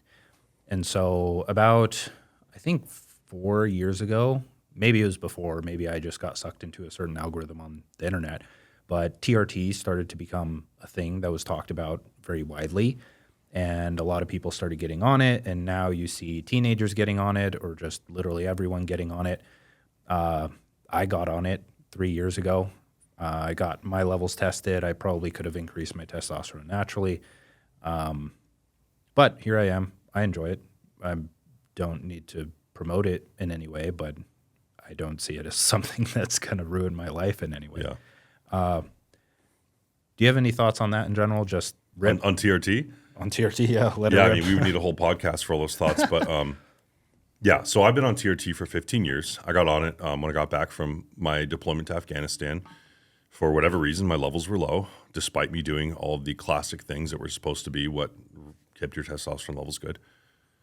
My level was like 360, which at the time was like basically the bottom of the reference range. So I went to an endocrinologist. And this endocrinologist, and this kind of started my journey into learning about this stuff, but this endocrinologist said, hey, your levels are really, they're low. We're going to bump them up a little bit. So I'm going to give you, and it doesn't work this way, but like, let's say I'm at 360 and they're going to give me, I'm going to give you 200, the equivalent of 200 so that you're at 560. It made sense to me at the time, right? I'm like, well, you're just going to make up the difference. Yeah. So she put me on a low dose of androgel, like topical testosterone. And I felt really good for a couple of weeks. And then like week 4, I felt like crap. Mm-hmm. And I went back and got labs done and I was at like 260. I was like, what's going on here? And the doctor's just like scratching her head. And I'm like, what? So I go and I do some simple Googling. Yeah. And I find out like, hey, day 1 of endocrinology of sex hormones is that when you take an exogenous hormone, your body downregulates its own production. I was like, how did this person not know this? Which is when that's kind of how I started learning about all this stuff myself. Now, with regards to this argument of like, hey, I could have increased my levels naturally, maybe. So again, like this is another debatable topic, but in my opinion, our world is full of endocrine disruptors. And unfortunately, I think that a lot of this, when you get exposed to it, especially at a certain age, could be, depending on your genetic susceptibility, permanent. So one of the telltale signs is I developed gynecomastia when I was like 14 years old. Same. Right. So a lot of people, they see that like, well, you got that from steroids or something. No, I've had it since I was a kid. That is a sign of endocrine disruption. And it never went away, which means that was probably a permanent change. I was doing everything right that I could have been doing. My levels were in the tank. I'm just going to look, I don't know. Could I have like stood in the sun and done some kind of yoga dance and like maybe eaten a bunch of red meat and gone and lived in the forest? And You're talking like me. and bump my levels up 100 nanograms per deciliter and then just have to do that for the rest of my life? Sure. Or I could just like take a little bit of TRT and not have to worry about that stuff ever again. Yeah. And the analogy that I use is like, if you were like on the moon, you would need an oxygen tank to survive, right? Like, look, we live in a toxic environment. Yeah, you could do all these little things perfectly every day for the rest of your life to keep your levels up where you want them to be, or you could just like solve that problem. And again, I'm not saying that you should. Like, look, if you have questionable testosterone levels, absolutely, I think that you should try to raise them naturally. Yeah. Absolutely. But if you do that, if you do everything right and it doesn't move the needle as much as you want it to, and it's not sustainable, maybe it's time to look into medication. I'm not opposed to using technology to get better. If I have a bacterial infection, I'm going to take an antibiotic. Right. Yeah. I mean, I don't think it's as big of a problem as we make it seem in our minds, where we are very good at arguing with the comments before even seeing the comments, because we've been in this space, not even comments on this video, but like comments on others. Like when we go and research things like TRT or other compounds or really anything, it's like we hear them argue with the commenters, and then we look at the comments and we see those and we disagree with them, but we don't necessarily argue there. We argue in our own content because we know that's a perspective that people adopt. But I feel like a lot of people understand where we're coming from, where they see it as a very risky thing with a lot of side effects, yet they drive in a car and risk their life every day, or they go on an airplane, or they play sports and they get their head knocked in a few too many times, or they just eat the average American diet and have worse blood pressure than any steroid user ever has. Mm-hmm. And it's, there's a lot of hypocrisy that goes on there. But the main issue that has validity in my eyes is just the issue of fertility. Like, you get on it too young, you could be infertile, you could be fertile, who knows, unless you get tested. You can be on HCG on top of that, but then that's the other argument that I'm okay with, you're okay with, and other people will have to become okay with if they decide to take this route is that once you go on TRT, then you're probably going to start taking other things simply because you have to like optimize from that point onward. So if you want to stay fertile, then HCG is something that you're going to have to try. If that doesn't work, then there's other options available. You can look into FSH or HMG, other things of that nature, or you come off completely until you get your girlfriend pregnant and then you go back on. And there's things you can do, but it all sounds so complicated, so people don't want to do it. So it does require a certain level of discipline to actually, like, as with anything that we're talking about here, or will talk about, like even with peptides or other things of that nature, you need a base of health. Like if you're going from average dude to on TRT, it's probably not going to end up too well for you unless you like make that identity shift immediately and adopt all of those healthy habits. Yeah. Yes. So it is your determination of whether the risk is worth the reward. When you get in your car to drive to work in the morning, you have made the determination that the risk of you getting in a car accident on the way to work is lower or not equal to the benefit of you showing up to work. Mm-hmm. That's a personal determination for people to make. With regards to fertility, yeah, like that's another risk. I have 2 kids, perfectly healthy. I've been on HCG the entire time. However, there are people who even with HCG can't maintain their fertility on testosterone. People say, well, what if the supply runs out? What if you can't get your testosterone or HCG? What if any number of like hypothetical situations? Sure, it's a risk. You just have to make that determination for yourself. Some people can get off of it and be totally fine. But yeah, it's just like anything. You have to make that decision for yourself and no one can make it for you. If you do decide to go down that route, I think that it's important that you educate yourself on that stuff. You shouldn't be taking any drug that you don't know stuff about. Like I all the time will get questions from people and they'll say, hey, I'm taking, 1 milliliter of testosterone a week. And it just drives me nuts because I'm like, no, you're taking, whatever, 200 milligrams, or maybe it's 100 milligrams. I don't know what the concentration of your testosterone is. Yeah. And people are like, oh, well, I don't know. It's like, if you're going to take something, dude, like you should know what you're taking. And like, you should know, like a milliliter is a measurement of liquid volume. How much testosterone is in that liquid is now the question, right? So if you're going to do this stuff, you need to take your health in your own hands. You need to know what you're doing. You can't just go into the stuff blindly because, then you're going to run into problems. The thing that okay, let's learn from my mistakes real quick because I did something kind of similar. I didn't go to an endocrinologist, but I went to like a specific testosterone replacement clinic in Phoenix, and they put me on 2 shots a week, or 200 milligrams a week, 2 days a week, Monday, Friday, 100 milligrams every time. They had me on an AI as well, aromatase inhibitor, because testosterone converts to estrogen, and if that goes up too high, then gynecomastia, you get all emotional, you retain water, anxiety, all these other things. And so I thought I knew what I was doing because I'd studied it for a good amount of time, but I didn't actually know what to look up and study because I hadn't already started, right? So I just heard the basic, like, okay, here are the risks, here's what it's all about. I thought I had educated myself, but then when I started, 2 shots a week, intramuscular, things were going fine because I was taking the aromatase inhibitor, but then I was researching more, found out that like, oh, okay, aromatase inhibitors can have their own side effects and potential negatives, and they can also crush estrogen. But my estrogen was fine. I just heard aromatase inhibitor bad, so I stopped taking it. That made my gyno worse, and I felt all super anxious. And so then that led me to, okay, daily microinjections of it, and then that fixed everything. But if I were to start over, I would want to know that first, because if you go to any doctor, they're going to give you 1 shot every 2 weeks, 1 shot every 1 week. I've seen some insane protocols from physicians. It's insane. I've seen people get put on, and maybe the audience doesn't have context for this, maybe they do, but I've seen people get put on 100 milligrams of testosterone a week and 3 milligrams of anastrozole a week right off the bat. Yeah, you're just down like, for. you'd be down for the count. Look, it's something you have to sort of figure out on your own. You have to do that research. Some people need aromatase inhibitors, some people don't.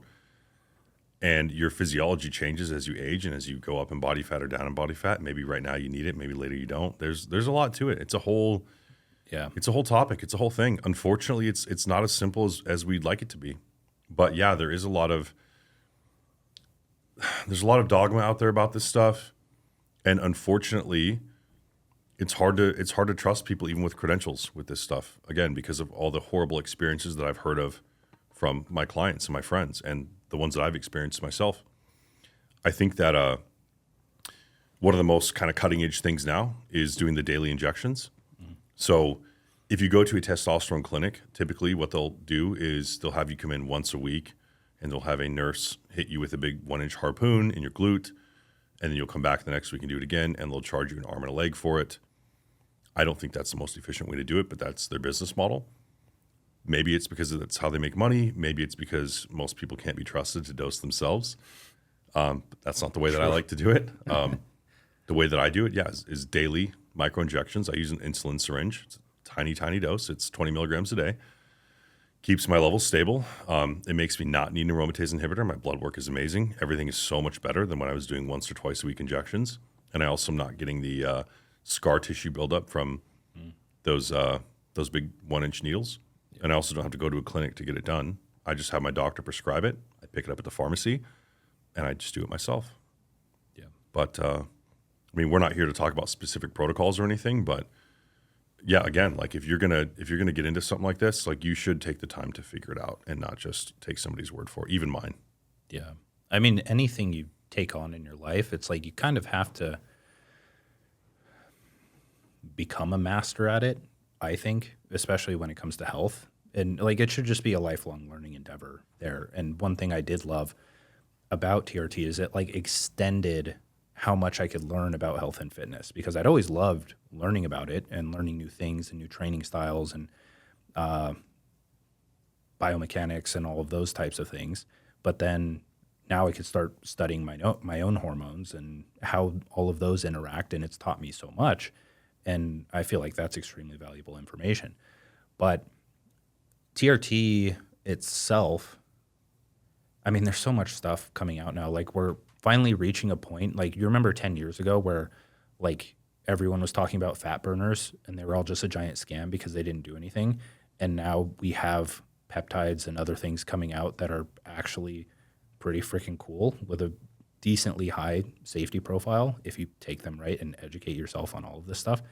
Do you see TRT as a first line of defense? I would assume that it could be for someone who's lean, but if someone is very insulin resistant and overweight, that could definitely, I don't know about the insulin sensitivity, but being overweight could definitely contribute to lower testosterone levels, higher estrogen levels, and fixing it naturally could involve losing the weight. Do you see anything as a first line of defense that people should try if they want to, or is it just like brute force? Brute force is a lowest effective dose, right? Like, look, start as simple as possible. Clean up your diet, lose your body fat, start training, and then if that's not working or if it's not getting you where you want to be, now we move on to the next. We escalate the problem, right? And now we move on to like, okay, well maybe it's a hormonal thing. Maybe I need to get my hormones checked. You know, maybe I need to look into peptides or something. And I'm not opposed to leveraging technology. What I'm opposed to is the reliance on it. Yep. And using it as a first line of defense and as a way to circumvent doing things correctly. Not because I think there's any virtue in doing things the hard way, because I hear this all the time, like people who take gear, take TRT, they just don't want to do things the hard way. And it's like, I don't think there's any virtue in that. It's like if I won the lottery, or if somebody told me hey, here's this business model, it's super easy and it's going to yield you $1 million a year, what am I going to say? Like, that's not hard enough. I don't want to do that. I'm going to go do this crappy job that sucks and make my money that way. Like, so I'm not opposed to that stuff. What I'm saying is that don't make things more complicated than they need to be, and because look, okay, you get into TRT, now you got to worry about fertility, now you got to worry about side effects. Now this is this whole other thing. So do things as simply as possible, and then branch into that. You know, then look into TRT, then look into peptides, but do the simple things first because everything is a foundation based off of that. Like I've seen people who they do want to use TRT as like a shortcut, and they just make their problem worse because, you know, now they're overweight, they have high blood pressure. Now they get on TRT, and their estradiol is super high. Now their blood pressure is worse. And it's just like, you're just kind of compounding the problem. So start simple. Yeah. Yeah. Last few things that I want to talk about and that I've been interested in the last year or so is just the peptides in general, right? The first one being retatrutide, which is The goat. exactly. So there's liraglutide, which no one really cares about anymore. Semaglutide, tirzepatide, retatrutide. Semaglutide and tirzepatide are FDA approved. Retatrutide is still in clinical trials. On its way. It's on its way, and it's probably going to be like, it's going to blow up. JK, the guy that I was talking about earlier, invested in the company that created tirzepatide and retatrutide. And I'm considering the same thing because I would imagine that when retatrutide comes out, Oh, yeah. that's popping. But the first thing there is I feel like everyone knows what semaglutide is. And the common argument around that is like, oh, well, you shouldn't take it. You should do the weight loss the hard way. And a good argument I've heard against that is, well, the overweight person is in a pretty bad state and in potential crisis, like a health crisis for themselves. And so leveraging that, the technology to get into a healthy state is going to prolong their life, even if the side effects of semaglutide are unfavorable in that direction, which I don't think they are to a crazy extent. But with that, there are better things, right? Do you want to give like a brief overview of retatrutide, tirzepatide differences, what they do? Yeah. So, well, just to go back on what you said about like, hey, having it be, a tool for good or bad. Anything is like that, right? Like social media could be a tool for growing your business, growing relationships, absolutely changing your life for the better, or you could use it to fry your dopamine receptors. Yep. So a GLP drug could be used to, shortcut things, live even unhealthier and still not, and maybe not think that you're going to have some detriment from it. Or you could use it as a way to kind of reinforce that fat loss and reinforce those good habits. Just like what I said, hey, it's good for somebody to lose weight first so they see those visual changes and then it motivates them to keep going. Have at it. Like, yeah, I'm a big fan. When it comes to the drugs themselves, okay, so semaglutide, which is like the first generation GLP, right? It's GLP-1. There's one mechanism of action. Tirzepatide, GLP, GIP, so two mechanisms of action. Retatrutide has three mechanisms of action, right? So it's also a glucagon agonist, I believe, right? Yep. So, yeah, it's the most powerful one that we have. There are side effects to these drugs, but they're contextual. So one of the things I hear all the time is, well, people who take these drugs, they lose as much muscle mass as they do fat. Well, okay, but that's not person. causal, right? Yeah. So if you are not working out and you're not eating protein and now you're still not working out and now you're just eating less, you're probably going to atrophy muscle and fat. However, if you're training progressively and you're eating properly, you're not going to there's no mechanism with those drugs that directly cause loss of muscle mass. Obviously, like tons of bodybuilders are taking this stuff now they wouldn't be taking if it made them lose muscle mass. Yep. Another big benefit of the retatrutide specifically that I like is I have a very fast metabolism. And so when I'm trying to bulk up, I'm trying to grow, I eat a lot of food, especially protein. My digestive tract moves super fast. And I don't seem to absorb my food as much as I would like. So when I'm trying to bulk up, I don't want to like give too much gross detail, but I have a hard time absorbing nutrients and I'll have to go to the bathroom a lot. With retatrutide, because it slows down the digestive tract just a little bit because I'm on a low dose, I feel like it has helped me grow. It's helped my bulk. And I'm not taking enough to really nuke my appetite, but it is enough to where like my digestive system is more regulated. And I do feel like I'm absorbing nutrients. And now when I eat a massive bolus of protein, it doesn't cause any gastric problems, which to me is a good sign that it's working, it's doing its thing. So yeah, you could use it for good. But yeah, I mean, look, with anything, there's side effects, there's risks to anything, and you just have to decide, like, is it worth it for you or not? That's a decision for you to make. I don't think that using any sort of substance is cheating because I'm not competing with anybody else. If I'm competing in a sport where it's banned, then sure. Yeah. But I'm not cheating anybody else out of anything if I'm using something to get a result that I want. The other argument people make is like, well, it's not natural. It's like, okay, well, one, that's not really a moral argument. But two, I hate that argument. well, nothing is natural. Exactly. Is there a creatine tree? Is there a whey protein tree? Did you Right. pick that off of a tree? Hey, that weight that you lifted in that gym was produced in a factory and it was shipped on a truck. And you know what I mean? It's just like nothing is natural. Like, well, no, everything is natural, but people have a Or messed that up argument. definition of what natural is. whey protein comes from cows. Okay, well, my body produces testosterone. So how's me taking more testosterone not natural? It's because the method that we use it, like it's an injection, so it's like culturally dirty. Maybe I don't know, but it's all just nonsense. Yeah. I mean, I hate that argument because they assume that humans aren't a part of nature. And like plants produce things, they create and they interact with the environment and they're connected in many different ways that other parts of the ecosystem rely on. And it's the same thing with humans, but we have this added benefit that we're tool builders by nature. So the things that we do create, the technology, et cetera, are a part of, they're man-made, Absolutely. but man is a part of nature, and it is made very smartly by smart people who, sure, probably want your money. There's definitely profit motives behind it, but in order to make money, you have to have a good product and it has to work and has to not have a ton of side effects that make you not buy it again, right? And we've gone through enough of that over time. But the other thing with the whole natural thing is there are plenty, like you're not going to eat poison ivy. Like you're not going to eat these things that are not good for your body. It's a fallacy. I think it's actually called appeal to nature. Appeal to nature, yeah. But I don't know. I always find that interesting is people object before they think when I feel like if you were to have a reasonable conversation with a reasonable person, even if they don't agree with you, they'll concede to understanding your perspective, and you will on the other side too. It's just difficult to when you're talking to a camera or looking at a screen. When it's an anonymous person on the internet, then it's not going to go well. But most of those people, I feel like if you got them sitting in front of you, they'd probably be normal it would be a freaking lot people. more Like they're just reasonable. bored at home, and I get it. Like I was a kid too, and I would like yell at people in the Call of Duty lobby. But it's like, dude, we would be like actually friends, but you don't see that. Whatever.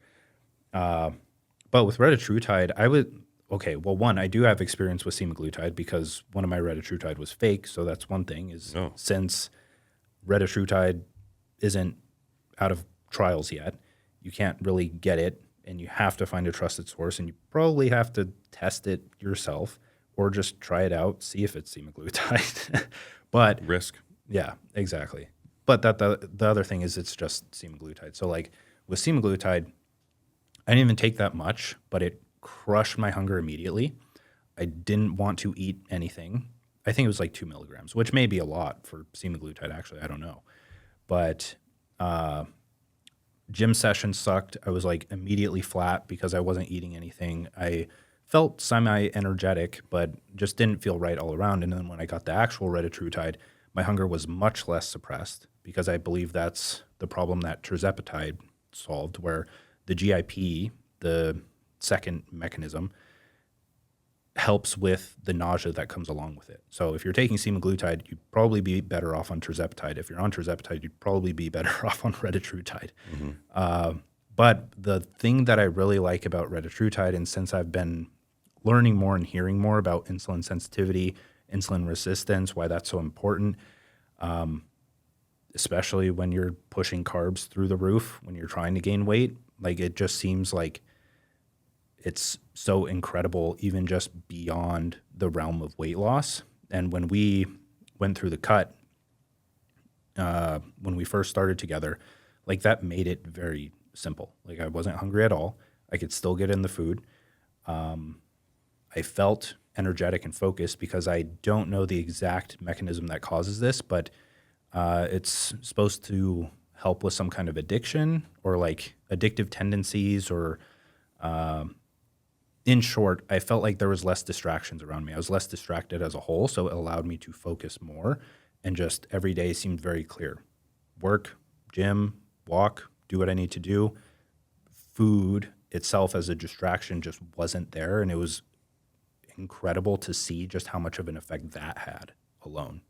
That was huge for me too. So the first time I ever used any GLP type drug was tirzepatide, and I used it when I was in EMT school before I became a firefighter. And yeah, it was awesome because I was actually kind of like, I was cutting at the time, like I was dieting. So it helped me not be so food focused so that I could focus on studying and learning and kind of cut out that noise for me. And so that was huge. And then I had kind of the added benefit of like when you're eating a little bit less carbs, sometimes you do feel more like energetic and focused for a period of time. And so I was a big fan of it. And now I'm just on it year round. The retatrutide is great, even for bulking. Like, again, blood work's better, insulin sensitivity is better. It keeps me leaner while I'm growing. Mm-hmm. Is there some kind of risk there? Probably. Yeah. Just like, I don't know, man, there's risk breathing the air. So I don't know. It just depends on you. It's a personal decision. I mean, there's like risk in not doing it as well. Not to like, I don't know. I like this stuff. I like the technology, the peptides. But like, if you weren't to use it in a gaining phase and you were to become insulin resistant and gain a decent amount of fat, cut your face sooner. Yeah. Cut that, and that could potentially be unhealthier than whatever minor side effect came from retatrutide. Of course, we don't know long term, but we understand semaglutide, tirzepatide. We can assume that they're going to be fairly similar. But how dare you have these nuanced takes? Yeah, it's good stuff. I really like it. I like the other peptides too. We probably don't need to go into each of them, but mitochondrial function in general with like the mitochondria stack. I forget his name.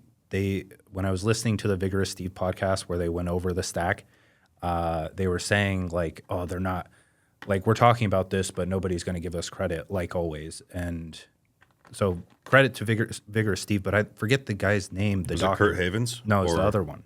The Irish guy? Yeah. Oh, I feel bad for not remembering his name. I know. I would know it if it was in front. It's on the tip of my tongue. He is like one of the main ones who I guess started popularizing it. So credits to them. They're just good resources all around if you're interested in this stuff. But the peptides that I really like just fall into those categories that have actually done something for me. Like I've tried telmisartan, not telmisartan, tesmorelin, ipamorelin, CJC, all of these other ones. I mean, GH is just better than all of those. So why take those? Yeah, we could talk about that too. But yeah, I agree. Yeah. So like the main ones that I actually find that I can use as a part of my life are the MOTS-C, SLU, PP332. Just recently started tacking on methylene blue on top of that, even though I've taken that plenty of times in the past. Then there's SS31. But those are like, if you want like an incredible fat loss stack and have the money, because these things can get expensive, retatrutide plus those, and you're just energetic on top of it. You still have to be in a calorie deficit, but you feel like you're dropping fat pretty freaking quick and easily because you're not thinking about the food. But Dean St. Mart, by the way. That's his name? Yeah. Dean. I felt Dr. terrible Dean. about not remembering that. Yeah. Yes, I agree. So all those like mitochondrial peptides, I'm using MOTS-C, SS31, retatrutide. As far as like the mitochondrial stuff goes, I'm not in the SLU right now, but I was when I was cutting. I'm the leanest I've ever been at this body weight. I've never been. I think it was 257 this morning. Yeah, I've never been this lean at this body weight before, and not holding any water. Like it's definitely been a game changer. And I'm 36 years old, and kind of the way that I like to look at it is like, hey, maybe it's making my mitochondria metabolism more akin to when I was like in my 20s or something. Yeah. So the thing with like the mitochondrial health is like that's a big talking point right now too. It's very in line. It's like maybe that's why it's very effective, or it seems to be. And why I like it more is because the major problems in today's society right now are impacting two things. It's impacting hormone levels and mitochondrial health. Like you're staring at blue light all day. We're sitting inside, not getting sunlight, eating ultra-processed foods, various things that aren't good for energy production and cellular health. But the thing with those as preventative measures or things related to anti-aging or longevity is that like the MOTS-C, the methylene blue, SS31, they all, well, methylene blue specifically, it's like it improves ATP or it increases ATP. It helps the production of new mitochondria. MOTS-C, I don't know exactly what it does, but I know it makes you feel extremely energetic. So I know that it's doing something mitochondria-wise. Yeah. Do you know what's happening there? I I don't. It's fun to I go can't- research. Go research. Yeah, I it. can't get into the science of it, but kind of the way that people describe it to me, or the way that I kind of understood it, is that if your mitochondria are already healthy, or if you're already a generally healthy person, you'll get more out of MOTS-C than you will out of SS31 for whatever reason. I'm not well versed enough on those to like really I have just a like strong. to experiment first, research later when I need it. Honestly, yeah. I Well, mean, it's- the other thing is like I learn about it from people that I trust, and it's like if it's some sketchy underground thing that like isn't getting results for anyone, but ooh, it sounds nice, so I can use it as some kind of clickbait and way to make quick money. Like that's not what this is. Like there's Yeah. plenty of people using it with incredible results. well, and sometimes you have to hear the science behind it a number of times before you can really ingrain it and be able to just riff on it, right? Like I'm not a textbook. Yeah, I've been studying testosterone for over a decade, and so I can just spit those data points out, like that knowledge out.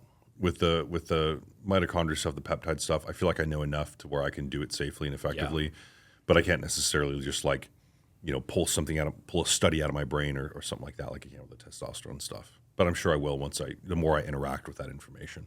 Yeah. And that stuff is so new that I don't think anybody really knows. Right. I mean, truthfully. Well, we're the first round of research, right? Yeah, I mean, absolutely. Like, yeah, nobody really knows in the end exactly how this stuff works, and that's why it's still in trials. Yeah. And again, yeah, is there risk to taking that stuff? Probably. Yeah. But it's just the decision that you have to make for yourself. Like, no one can tell you that it's a good idea or not. We're not promoting anything. We're not saying you should or shouldn't take anything. Just telling you what I do. Yeah. No, I've really enjoyed it. And that's the other thing that you'll probably still have to try is the methylene blue stacked on top of those to see if that has the added effect. Because when you tried methylene blue, like obviously you don't want to take a ton of it, which like in the 50 milligram plus range, because then you increases the potential for serotonin syndrome and being a pro-oxidant rather than an antioxidant. But when you take it in a low dose, then you may not notice the nootropic effects or the energy production or anything related to that. How much do you take? Just 10 milligrams. Yeah, okay. I think that's all I've tried too. Yeah. I heard like if you take too much, there's like cerebral vasoconstriction that can happen. Yeah. And like that doesn't sound like a good idea. It doesn't. But That doesn't sound like it's going to make me smarter. yeah. But I've heard when paired with other peptides, like, one thing, well, with MOTS-C, SLU, it kind of like enhances the effect. They all like work synergistically and creates this really cool like nootropic focus effect, energy effect, and you just are good to go for the entire day. But a lot of people would benefit just from like MOTS-C, 1 milligram a day. Absolutely. Like that's it. Yeah, I mean, honestly, I think it's in my opinion, it's pretty low risk. Another thing that I think people need to realize is that once you get into this stuff, it's a lot less scary. Okay, so I have a lot of people who they're like, well, hey, I want to try my first, testosterone cycle. I'm thinking about doing 200 milligrams, but I'm really scared of like the side effects and the long term. And oh man, it's gonna like they're thinking about like it's this big boogeyman. And I'm like, man, I don't even blink unless somebody talks about they're taking 2 grams. Like, but when you're first starting out, it does seem daunting, especially if when you probably remember the first time you ever did your own TRT injection. Yeah. Like the first time I ever did it, I was in like, front of the doctor. The doctor was like, "Okay, here's." oh, how they you're made gonna you do. show Yeah, proof that I you was could like do it? doing it like yeah. Oh, mine had me take it home, and I did the whole thing, right? I swabbed the vial, I swabbed the injection site, I drew it out, and then I sat there like with my hands shaking with the needle like almost against my leg for like 30 minutes until I worked up the courage to do it. Yeah. And eventually you get used to it, but yeah, it's just like anything else. Like it seems scary until you do it. Same thing as going to the gym. Hey, it may seem scary and intimidating, but just like anything else, you're going to get your feet wet. You're going to get into it. You're going to get into a routine, and then it's not going to be scary. You just have to make the decision to take that plunge and just honestly just figure it out as you go to some extent. Yeah. All right. Yeah, I think we went over quite a bit there. People have a blueprint for getting started in the gym, how to progress for years, and then a little bit of discussion to take it to the next level if they so please, and just something fun to go and research because I find it super interesting to dive into that stuff. But beyond that, if we didn't cover anything, if people are actually wanting to learn how to get into training or want that extra guidance or something of that nature, I know we're making a program together, but where can people find you? How can they sign up? How can they follow you? Yeah, so pretty much everything's on Instagram. My handle's at High Risk Fitness HQ. So it's HIGH Risk Fitness HQ. I should probably shorten that, make it easier. I think it's easy. High Risk Fitness. That's all my HQ. YouTube is and stuff as well, but primarily Instagram. Cool. It's been fun, man. Yep. Got a lot done. All right, let's go eat again. Cut.